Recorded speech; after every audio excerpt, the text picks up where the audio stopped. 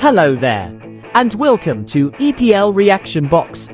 In our maiden episode, we take a look at Saturday's EPL matches and what went on. The goals, the saves, the late winners, and the shocks. Saturday, August 22nd, 2026, produced 5 Premier League fixtures, following Arsenal's 3-0 win over Coventry in Friday's opener.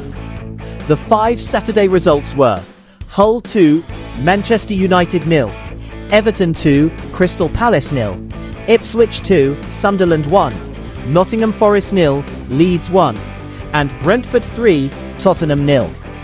Below is my match-by-match reaction, including goal scorers, standout players, weakest performers, and refereeing assessments. First, Hull City 2, Manchester United 0. Goal scorers for the day are Semi Ajayi for Hull City and Nobel Mendy. Hull's return to the Premier League could hardly have been better. They defeated Manchester United 2-0, giving the newly promoted side a huge statement victory and handing United a nightmare start. It was Hull's first league win over United in 52 years. Best player, Semi Ajayi, Hull City. Ajayi gets my Man of the Match award. His defensive authority was crucial, but scoring the opening goal made his contribution even more important. Hull didn't simply survive United, they made United uncomfortable. Worst player, Manchester United's attacking unit. Rather than pinning the blame entirely on one player, United's attackers collectively deserve criticism. They struggled to create sustained danger and failed to respond after Hull took control. For a club expecting to challenge near the top end of the table, this was seriously worrying. Referee performance, rating 7 out of 10. The referee had a relatively manageable game because Hull's dominance didn't produce a huge number of controversial incidents. The bigger story was United's inability to impose themselves, rather than officiating controversy. My reaction? Huge warning sign for Manchester United. Losing away to a promoted club isn't automatically disastrous, but losing 2-0 without doing enough to overturn the game is. For Hull, this is the type of result that can become the foundation of a successful survival campaign. Second, Everton 2, Crystal Palace 0. Goal scorers for this match are Dewsbury Hall and Barry. Everton began the season with a convincing victory and notably won their opening league match for the first time in 5 years. Palace also suffered a significant setback, with Chadi Riyad forced off with a serious injury. For me, Everton's collective defensive performance deserves the award. A clean sheet on opening weekend is important, but doing it while controlling Palace's attacking threat makes it even more impressive. Palace simply didn't generate enough attacking threat. The Eagles looked short of ideas when Everton settled into their defensive shape. Referee performance, 7 on 10. A fairly controlled afternoon from the referee. There wasn't a major officiating controversy dominating the match, although Palace will understandably have been frustrated by the flow of decisions. My reaction: this could be a very important 3 points for Everton. They weren't spectacular for the sake of being spectacular. They were efficient. Palace, meanwhile, have plenty to work on, particularly in the final third. 3. Ipswich Town 2, Sunderland 1. Goal scorers Emerson and Jack Clarke for Everton, Angulo for Sunderland. Sunderland took the lead, but Ipswich fought back and eventually secured victory with a late goal from substitute Jack Clarke, who scored against his former club.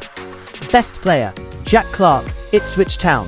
It's almost impossible not to give Clarke the award. Coming off the bench and scoring a last-minute winner against Sunderland, his former club, is the definition of an impact substitute. What a way to introduce yourself to the new Premier League season. The biggest criticism has to go towards Sunderland's inability to protect their lead. They were close to taking an extremely valuable away point, or potentially 3. Referee performance, 7 out of 10. The referee generally allowed the match to flow and didn't become the central story. My reaction? Ipswich showed survival mentality. This is exactly the kind of game promoted clubs need to win. Being behind, continuing to compete, and then finding a winner late demonstrates character. For Sunderland, the lesson is equally important. Premier League matches punish lapses right until the final whistle. 4. Nottingham Forest 0, Leeds United 1. Goalscorer Anton Stach, Leeds United. Stach produced a late winner from a free kick to give Leeds all 3 points at the City ground. It was a particularly painful defeat for new Forest manager Oliver Glasner, whose Premier League debut ended in disappointment. Best player, Anton Stach, Leeds United, the obvious choice. A late set-piece winner in an away match is enormous. Stach showed composure when Leeds needed someone to produce a decisive moment. Forest's biggest problem was their failure to turn possession, territorial pressure into the goal they needed. When you're playing at home and the game remains 0-0 deep into the second half, you have to make your opportunities count. Referee performance rating, 7.5 out of 10. I thought this was one of the better refereeing performances of the afternoon. The late free kick decision inevitably became significant because it directly produced the winner, but there was no major officiating controversy overshadowing the result. My reaction? This is a massive away win for Leeds. They've immediately demonstrated that they aren't returning to the Premier League simply to participate. For Forest, however, Glasner couldn't have asked for a more frustrating opening. One moment of quality from a set piece decided the entire scene. 5. Brentford 3, Tottenham Hotspur 0. Goal scorers Lewis Potter, Janelt and Coyote. The Bees produced arguably the most impressive performance of the Saturday fixtures. Keen Lewis Potter and Coyote were among Brentford's scorers, while Vitaly Janelt also found the net. Debutant Mamadou Sangaré produced 2 assists and was named player of the match. Brentford also missed a penalty through Thiago. Best player, Mamadou Sangaré, Brentford. Easy choice. 2 assists on his debut and an outstanding all-round performance. Sangaré was instrumental in Brentford's attacking play and demonstrated why their recruitment can be so dangerous. Worst player, Kinski, Tottenham. The Tottenham goalkeeper had a particularly difficult afternoon. His poor parry contributed to Janelt's goal, and Tottenham's defensive structure offered him very little protection either. Still, the goalkeeper has to take responsibility for an error that directly contributed to a goal. Referee performance rating 7/10. The referee wasn't the major talking point. Even the missed Brentford penalty didn't change the overall narrative because the Bees were so dominant.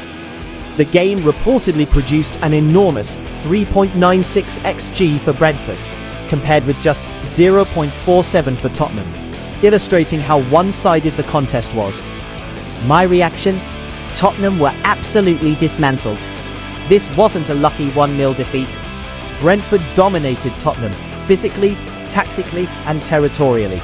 Spurs have spent heavily and entered a new era under Roberto De Zerbi. But today's performance exposed the problems that can occur when a team has undergone significant squad changes. De Zerbi himself acknowledged Tottenham's physical and organisational shortcomings after the match. Brentford, meanwhile, looked like a team that knew exactly what it wanted to do. My Saturday awards. Best performance, Brentford. Biggest shock, Hull City 2, Man United 0. Best individual impact, Jack Clarke. Best attacking display, Brentford. Best defensive display, Everton. Biggest disappointment, Tottenham. Biggest concern, Manchester United. Best promoted side, Hull City. Best story, Jack Clarke scoring against Sunderland. Best tactical performance, Brentford. The bigger picture is fascinating. Arsenal won 3-0 on Friday, while 3 promoted teams were involved in Saturday's games, and 2 of them, Hull and Ipswich, won. Arsenal's victory came through goals from Kai Havertz, Bukayo Saka and Martin Ødegaard, with Ødegaard particularly influential, while some newly promoted sides made a strong impression. Some established clubs started poorly. This is just the beginning. 1 out of 38 Premier League matches done, though we cannot mention the league winner, judging by Week 1 games. Some big teams like Arsenal have started making huge statements. Let's see how things go this season. See you in the next episode.